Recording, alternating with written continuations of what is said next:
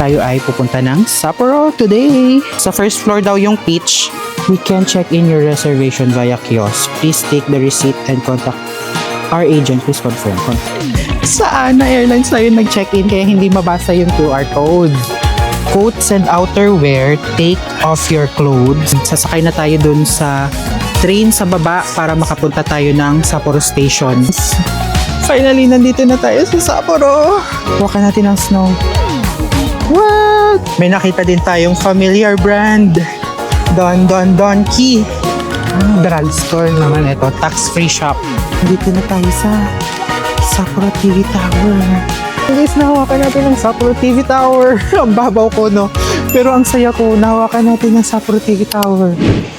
Good morning, guys. And it's November 19 and it's already 9:10 in the morning. And kung nababasa nyo guys sa title, tayo ay pupunta ng Sapporo today. Hindi pa ako nag-check out actually dito ha. Habang nagsistay ako sa Sapporo, hindi ako nag-check out dito kasi after natin ng Sapporo, dito din naman ako babalik. And dito ang exit point ko papunta ng Philippines. And ito na yung gamit ko ngayon guys. Medyo umaambon ngayon sa Fukuoka. Hindi ko alam kung makikita nyo ba pero umaambon-ambon. Palabas na dapat ako kanina eh. Tapos mag-vlog ako habang naglalakad. Pero biglang naramdaman ko yung ambon. So bumalik ako dito sa silong kasi baka mabasa yung camera. Ang flight natin going to Sapporo, it's 11:15 in the morning. So meron pa tayong 10, 11. Meron pa tayong 2 hours. Pero malapit lang naman ang airport dito. Ang domestic airport is like around 15 minutes pag nag-airport line ka.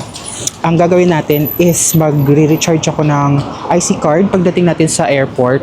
Sa Sapporo na siguro ako guys, mag-withdraw. Naka-puffer jacket na ako guys. Tapos sa loob guys, nagsuot na din ako ng heat tech. Yung pants and yung pangtaas. Kasi pagdating natin ng Sapporo mamaya, sobrang lamig kasi doon. So para hindi na tayo magsuot pa sa airport, para dire-diretso tayo mamaya guys. Nakikita ko kasi guys sa YouTube live, nag-snow sa Sapporo. So for sure, ang lamig doon madadag. Yan, ito guys ang itsura ng Hakata sa umaga. Nalalaglag na naman yung bag ko. Paano ba to? I-cross ko na lang kaya muna. Wait lang guys ha.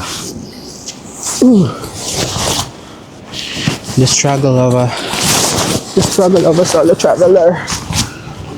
Yan. Pinos ko na muna para hindi laglag ng laglag. Ito na tayo guys sa Hakata Station. And ang sasakyan pala nating airlines is Peach Airlines. Actually guys, ang initial plan ko lang talaga, Fukuoka lang talaga ako for the entire 10-11 days. Pero nung nagsuscroll ako sa TikTok, nakita ko yung mga videos ng Sapporo. So parang, is it giving me a sign na mag-Sapporo? Kasi last year guys, November 7, 2024, nag-start ang unang snowfall ng Sapporo. Pero hindi naman guys, ibig sabihin na dire-diretso yung snowfall doon. Hindi naman. Pero nag-start lang ang snowfall sa Sapporo, November 7. So sabi ko, November pa lang, nagsisnow na sa Sapporo. So sige, well, nandito na din naman tayo sa Japan. Sige, try natin mag-Sapporo. So nag-check ako ng local domestic flights na mura-mura lang naman. Na mura-mura from Fukuoka going to Sapporo. And nakita ko yung Peach Airlines round trip ticket. Kasama na guys yung bagahe and yung seat. Ang total niya is 9,000. So parang, di ba parang good deal na siya. Sa Sapporo ka guys pupunta. Kasama na dun sa babayaran mo yung luggage at the same time yung pagpili mo ng seat. So I think 9,000 is not bad. Kasi 20 kilos din yung luggage. Pwede ka magdala ng baggage na may bigat na 20 kilograms. So not bad na. So binuko siya guys. Doon tayo sa Sapporo for 3 days. So ang flight natin it's 11:15, dadating tayo doon mga around 1 o'clock. Pagdating natin doon mag-check-in lang ulit tayo sa hostel kasi hostel lang din guys yung nabook ko. The entire stay sa Sapporo, ang total ng binayaran ko is 3,000 pesos or 3,200 pesos, mga ganun. Pero hindi siya lumagpas ng 4,000. So di ba guys, mura na siya. And nandun ako sa Sapporo, nandun tayo sa Sapporo. Pagdating natin doon, mag-check-in lang tayo sa hostel na binook natin, tapos mag-explore tayo around the city. So I'm very excited na makarating ng Sapporo. So nandito na tayo ngayon sa Fukuoka Domestic Airport. And ang bilis lang guys ng biyahe from Hakata going to dito sa airport airport kasi 2 stations away lang naman siya. Mag-check-in muna tayo guys and mag-baggage drop-off. Since sa first floor daw yung pitch, dito sa escalator, paakyat. Kasi sa second floor, doon naman guys yung ANA Airlines tsaka JAL. Mag-self-check-in. English. Tapos search for your reservation and e-ticket for check-in. Mag-barcode tayo guys kasi barcode yung binigay sa akin. Scan natin tong na-receive natin na QR code from Peach Airlines.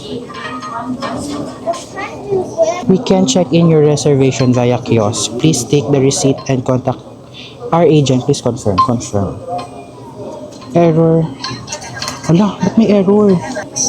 Ay, ANA pala kasi to. Kaya naman pala guys, mali tayo. Kasi doon tayo nag-check-in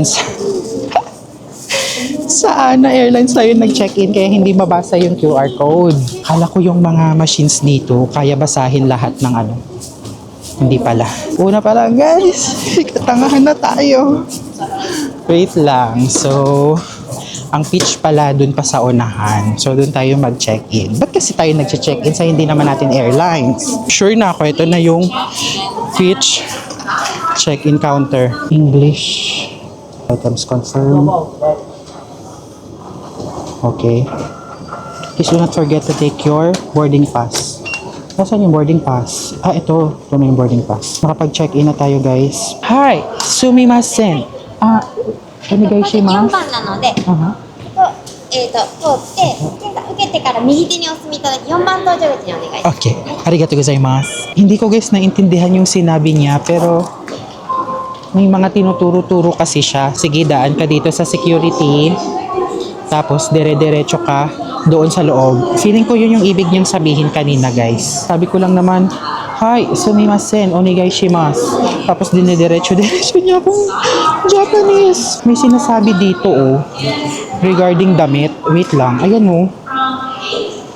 parang mga jackets. Suotin ba siya dapat or nakahubad? Wait lang, translate natin guys para sigurado tayo, no? Ah, okay. Etong sabi, coats and outerwear, take off your clothes beforehand to ensure a smooth examination. Ayun guys, nakalusot na tayo. Ay, nakalusot? Ayun guys, tapos na tayo sa security. Andito na tayo ngayon sa mga gates. Ang gate natin ay gate number 4. And chinek ko kanina, ang gate number 1 to 7 ay dun daw sa may right side. While yung 8 to 12, dun naman siya sa left side. Dun tayo guys maghintay sa gate natin, gate number 4. Then, check natin kung may mga makakain tayong food doon. Kasi kanina, ang kinain ko lang bago ako umalis ng hostel is yung, remember, yung binili nating parfait kagabi. Hindi ko siya kasi nakain. And kanina, before ako umalis, yun lang yung kinain ko and water. And ngayon nakakaramdam na ako ng konting gutom. Excited na ako guys mag-Sapporo, mag-explore. At the same time, parang ngayon pa lang iniisip ko din kasi guys sa aking trip dito sa Japan na pag nag-Sapporo na tayo, parang we are almost at the end of our Japan trip. After ng Sapporo, babalik tayo ng Fukuoka. Then, the exit going to the Philippines. Hindi ko binook na exit point ang Sapporo kasi hindi naman kasi siya yung initial plan. Siningit lang naman kasi natin yung Sapporo sa ating itinerary kasi initially dapat sa ano tayo, di ba? Sa Fukuoka lang tayo for the inner 11 days. For the 11 days, dapat na nasa Fukuoka tayo. Pupunta sana tayo ng House and Bosch, ganun, House and Bosch, Kumamoto, ganun. Pili tayo ng sandwich, pila tayo guys. Hindi na tayo coffee kasi hindi ko naman nauubos. Okay, arigatou gozaimasu. This one please. Size regular? Regular. Regular. And, hi, onegaishimasu. Iku. One. Arigatou gozaimasu. Credit card, Yeah. Arigatou gozaimasu. Magbo-board na tayo ng plane. We're going to Sapporo. This is my first time din guys, no? Na mag-try ng ibang airlines other than local airlines sa atin like Sebpak and Philippine Airlines. So this is a new experience for me. Matatry natin ang Peach Airline dito sa Japan.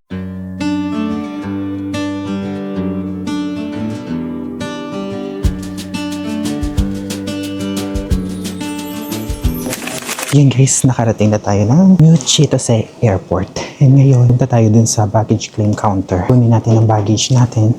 Then sakay tayo ng JR line. Papunta ng Sapporo Station. Let's go! Nakuha na natin ang luggage guys. So nandito na siya. Sakay na tayo ng JR line.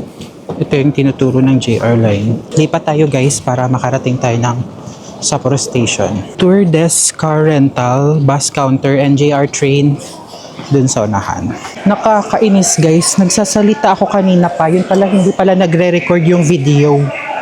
So ayun guys, sinundan lang natin yung pathway ng JR. Sakay na tayo dun sa train sa baba para makapunta tayo ng Sapporo Station. Okay, sasakay tayo ng New Chitose Airport Station. Baba tayo. Baba. Ay hindi.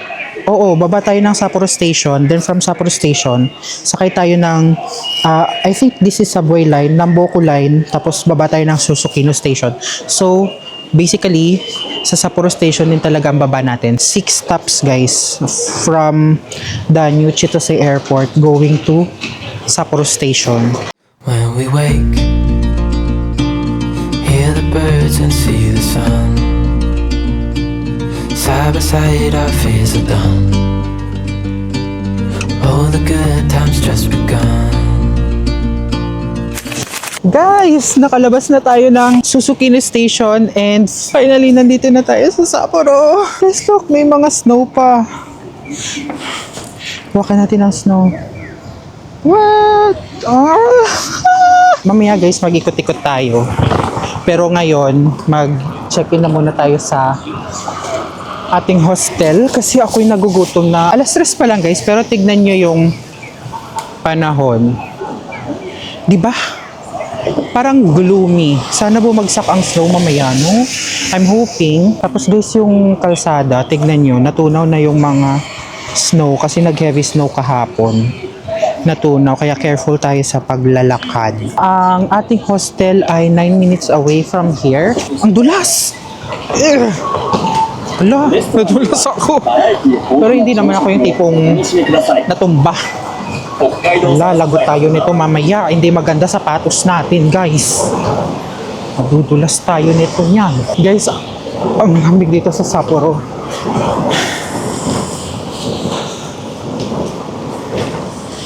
Grabe ang lamig. Pero, parang hindi ko na ramdam yung ilong ko sa lamig guys, pero yung kamay ko kaya pa namang matolerate yung lamig kahit hindi covered yung kamay ko, pero yung ilong ko guys tsaka yung mukha ko parang nagmamanhid na sa lamig. Tignan nyo guys, oh.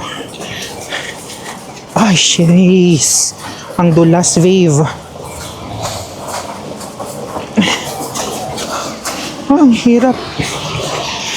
Ang hirap maneuver ng aray, ang dulas. Ang hirap i-maneuver ng maleta pag dumaan sa mga tunaw na snow. Hanggang sa likod ko may Lawson. So may malapit na convenience store or konbini sa ating hostel, which is maganda. Parang natadtad ako guys. Di ba dumating tayo sa airport mag-alas 2. Tapos nakalabas tayo ng train mag-alas 4. Ganun. Medyo malayo-layo din pala guys yung New Chitose sa mismong Sapporo Station. Napagod ako guys kasi sa hagdanan kailangan mo buhatin yung luggage mo. 'Di ba? Kasi may mga stations na walang elevator. So paglabas pa lang kanina sa Susukino Station, napagod ako. So, yun guys, mamaya na ako mag-vlog. After natin mag-check-in, hanap tayo ng kakainan. Kasi ang gay ay napagod sa biyahe. Hi guys, so nakapag-check-in na tayo sa hostel. And ngayon, lalabas-labas na tayo. Guys, alas 4 pa lang ng hapon. Pero tignan nyo, ang dilim na, padilim na. Like, paggabi na, ganitong oras pa lang sa Philippines. Start pa lang yung work ko guys. Pero dito parang patapos ng araw, gabi na. I mean, madilim na, di ba? And ngayon, magsa-start na ako ng ikot-ikot dito sa city. And guys, damn, ang lamig, legit. legit ang lamig sa Sapporo. Like, super. Nandito na tayo guys sa spot kung saan nyo makikita yung nag-check kayo sa YouTube ng Sapporo live stream. Dito na tayo guys sa spot na yon. Yung dati nating pinapanood lang sa YouTube. We're finally here! Ito yung mismo yung corner na yun guys pag nag-check kayo ng YouTube. Inaabangan ko to guys for the past 1 month. And nakikita ko pa guys yung mga dahon neto na nagta-transition from green to red tapos yellow. Tapos ngayon guys, tingnan nyo, wala na. Kalbo na siya because winter na dito sa Sapporo. Made it here, nandito na tayo. And nilalamig ako. So ayun guys, tapos na tayo dito. Konting ingat lang guys no kasi pag ang snow natunaw sa daan, madulas. Punta tayo guys ng Sapporo TV Tower. Yan, chinek ko guys sa Google Maps. Ano lang siya, 15 minutes na lakad. And daan tayo dito sa parang shopping center nila. Konti lang ng tao guys. Unlike sa, feeling ko sa Osaka to guys, puno to no. Punong-puno to pag nasa Osaka. Pero dito guys sa Sapporo, konti lang yung tao. So, dire-diretso lang daw tayo, sabi ng Google Maps. May hotel. Tapos ito naman yung mga kainan. Ito ano? Drugstore? Drugstore naman ito. Tax-free shop. Wala akong nakikitang familiar. Ay, yung nakikita ko lang na familiar brand. Family Mart. Meron din dito drugstore pero parang magsasara na siya or ay hindi naman nata siya magsasara pa no kasi alas 4 pa lang ay ano lang ata yan parang pangharang ng entrance pero hindi naman siya necessarily magko-close na. Hindi, so ang haba ng shopping center pero ang konti ng tao. Ayun guys, after natin maglakad ng napakahabang shopping alley, may nakita din tayong familiar brand, Don Key. Pero hindi muna tayo guys papasok kasi wala pa siya sa ating plan for tonight. Compared dun sa napuntahan nating Donkey sa Tenjin area, mukhang mas malaki to kasi yung pangalan niya, Mega Donkey. Oo nga, yan guys oh. Mega Donkey. Ayan, Mega Donkey yung name. Eh doon kasi diba sa Tenjin, 2 floors lang yun. Maliit lang siya. Dire-diretso lang guys, malapit-lapit na tayo.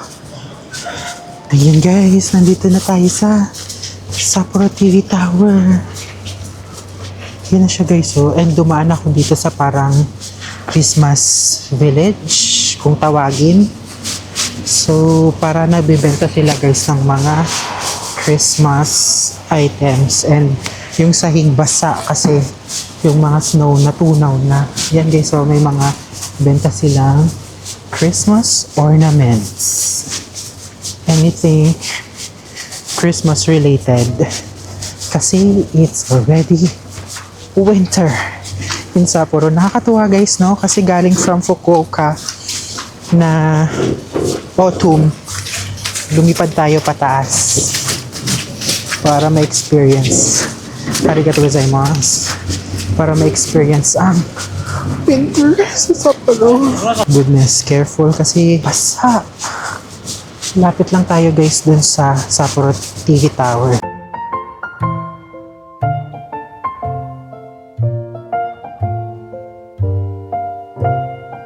Guys, we've made it in Sapporo. Guys, I'm so happy. Nakarating tayo ng Sapporo. Ganda.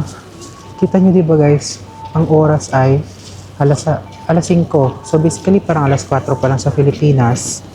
Pero gabi na dito. Ganun kabilis gumabi pag winter season. Mas mahaba yung gabi compared sa araw.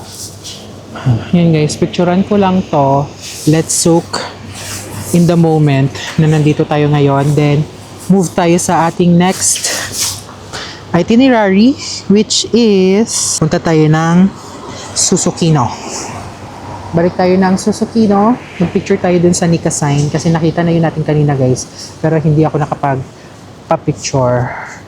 masyado. Yan, dito pala ako dapat nagsasalita para kita yung Sapporo TV Tower.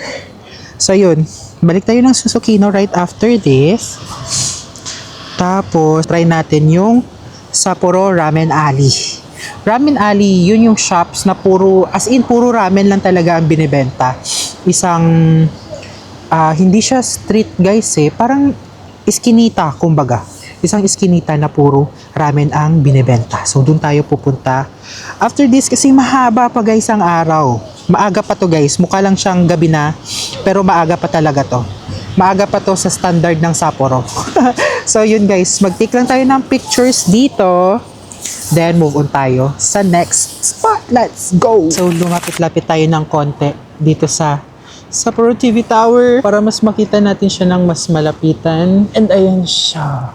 What? Akyat tayo guys para mahawakan natin yung para masabi nating nahawakan natin yung Sapporo TV Tower. Guys, ito yung sa baba. May mga binibentang items. May mga charms. Ayun, may mga charms. Siyempre, mawawala ba yung mga vending machines? Kasi staple na yan sa Japan, di ba? Hindi ko abot. Wait. Sa kabilang side tayo, yung parang maaabot naman natin. Ayun, doon nata pwede. So, ito yung itsura niya sa baba. Wow! Ayan guys, pwede dito. Hawakan natin ang Sapporo TV Tower. Ang lamig! Guys, nahawakan natin ang Sapporo TV Tower. Ang babaw ko, no? Pero ang saya ko, nahawakan natin ang Sapporo TV Tower. Semento pala siya. Akala ko metal or steel. Hindi guys, gawa siya sa semento. Grabe no, napaslant nila ang semento ng ganito. Nahawakan natin ang Sapporo TV Tower. So, yun, balik na tayo dun sa unahan. Nakakatuwa. Tagal natin dito. Tapos guys, kung gusto nyong mag-check nung parang viewing deck, yan meron dyan. Pwede kayong mag-book ng viewing deck sa Klook or pwede kayo dito ata or somewhere dito. Basta pwede kayo mamili dito. Ay, hindi. Eto nga, oh. Ticket counter 3rd floor. Hindi pala dito. Kasi dito tayo sa baba. Akyat ka ng 3rd floor sa ticket counter. Tapos akyat ka dun sa observatory. Hindi kayo nakapag-book sa Klook. Pwede kayo pumunta sa ticket counter para dun kayo mismo bumili. Lamig. Grabe. So, tapos na tayo dun kanina sa Sapporo TV Tower. And ang next nating itinerary or next spot nating pupuntahan is yung Nikasain. Tapos guys, habang naglalakad ako papunta dun sa Nikasain, nakita ko tong Ramen Alley. Isa ito guys sa spot na pupuntahan natin. Lakad-lakad lang ako dito, dire-diretso lang ako. Kasi sa gilid lang nun, dun na yung Nikasain. And parang nakita siya ng peripheral vision ko. Tapos eto, nandito na tayo. So since nandito na tayo, kumain na tayo guys. Kasi wala pa akong kain. So ito, pasok tayo sa Ramen Alley. Let's go! So basically, ito guys. Try natin yung sikat dito na ramen with corn. Ay, pero what ganun? Parang sarado. Ayan guys, tignan nyo. Yung mga spot mo ay sarado ba? Ito. Ramen place 1. Ay, ito. Yung ramen na may butter and corn. Ito guys. Ito nakikita ko sa TikTok na i-try daw natin. Pero saan ba to? Dito siya sa kabila. Dito siya sa Bankairen second stage. Dito na kaya tayo? Pero bukas ba sila? Ay, puno kasi sa loob. Pero check muna natin guys dito sa loob before tayo mamili ng kakainan natin. Ayan. Yung iba kasi sarado na. Ito pinipilahan din po yung Teshikaga. Ay, actually ito din oh. May miso ramen. Corn din siya. Pero wala siyang walang butter. Pero popular daw siya sabi.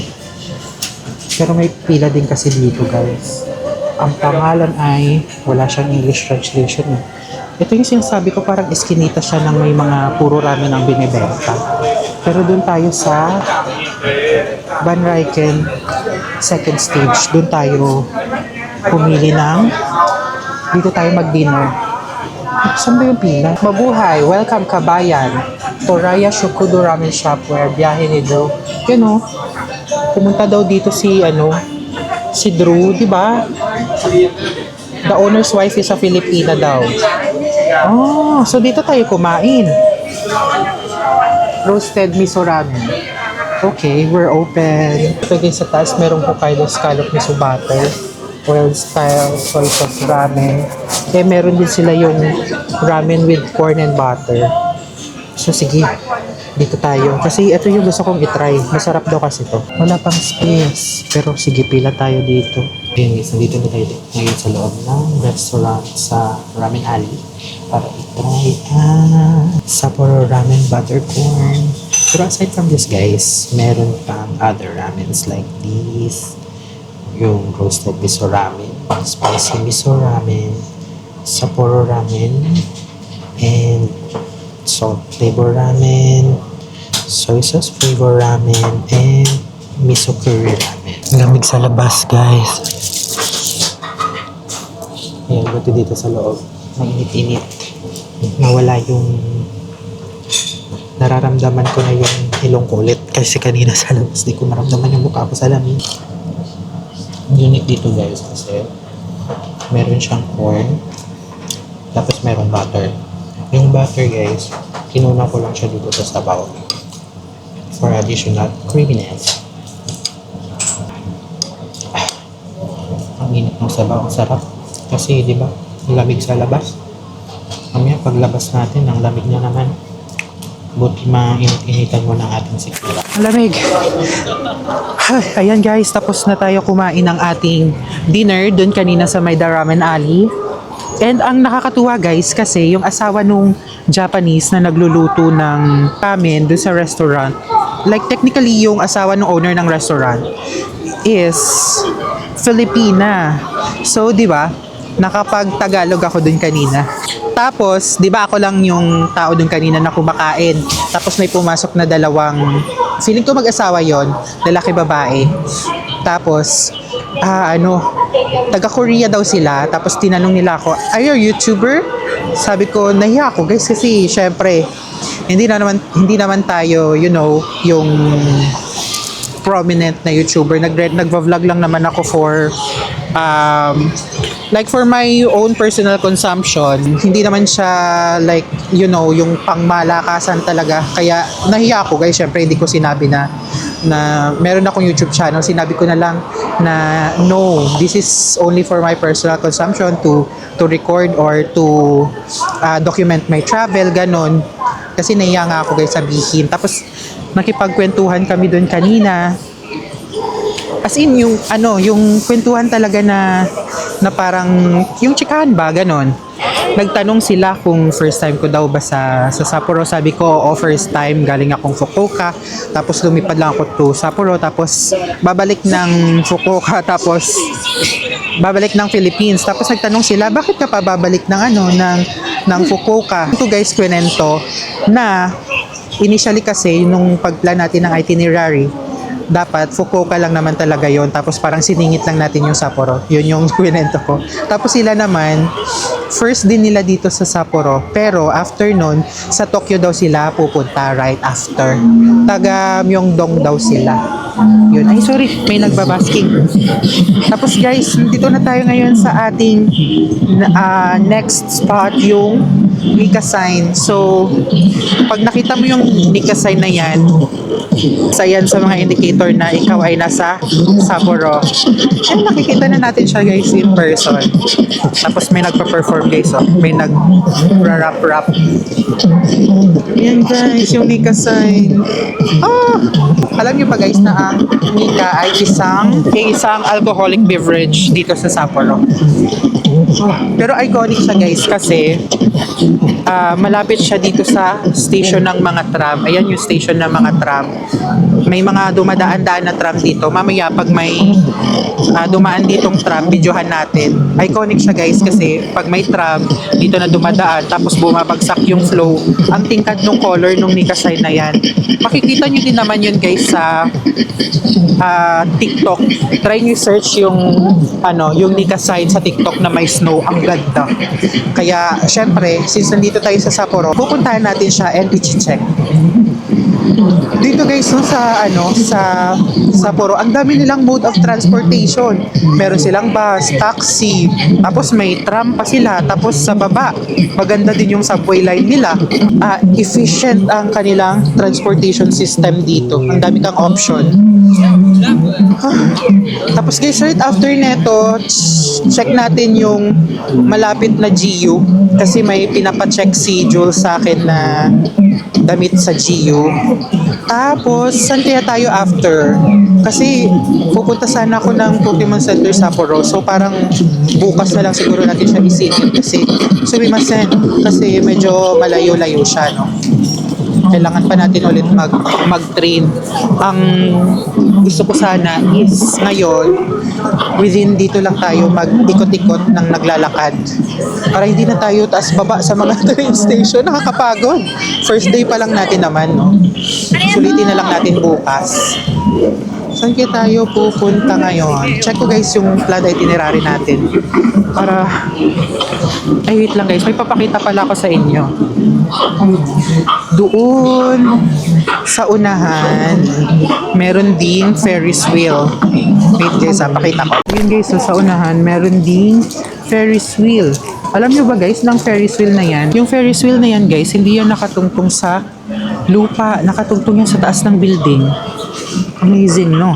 Pero hindi ko kasi guys alam yung tawag sa ano na yan, dun sa Ferris wheel. Try natin hanapin tapos update ko kayo kung ano yung pangalan. May pupuntahan akong isang shop, mga second hand items or collection items or hobby items such as Pokemon plushes, gano'n. Punta tayo ng Book Off. Malapit lang naman siya guys mula dun sa the Nika sign. It's like around 9 minutes, 2 minutes. So, maglalakad tayo papunta doon. Ang ganda ng Sapporo. Walang eme. Grabe. Ang mga tao dito guys ay hindi ganun ka-crowded compared to Osaka and Tokyo. More on, may pagkalid. Oh my God, Yakiniku like nakita ko. Doon sa unahan. Try natin yun guys. Kasi sa Hakata hindi natin na-try yun, no? Yung Yakiniku like. For sure. Ay! Sa ano pala siya? Tanuki Koji. Sa shopping. Tama ba? Nasa ano siya kanina? Yung dinaanan nating mahabang alley. Parang ganun eh. Ayun guys, tingnan nyo. Diba, yun yung nadaanan natin kanina, hindi ba? Di ba tayo dyan dumaan kanina? Di ba parang dyan? So, ibig sabihin, malapit-lapit lang siya sa ating hostel. So, definitely, itatry natin yung Yakiniku like. Ito na yung Book Off. Diyan tayo pupunta ngayon. Grabe ang lamig guys. Ay, ayun, naalala ko na yung topic, no? Hindi yung Sapporo, hindi siya ganun ka-crowded compared to Osaka and Tokyo. So, hindi siya overstimulating. Pero guys, yung vibe, it's immaculate. Grabe, sarap pala ng winter dito. Noot nga lang sa balat ang lamig, no? Pero, gano'n naman talaga pag winter, malamig, naturally. Okay, let's go inside.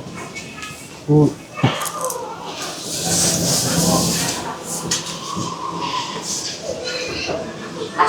Hanapin natin yung Pokemon section agad.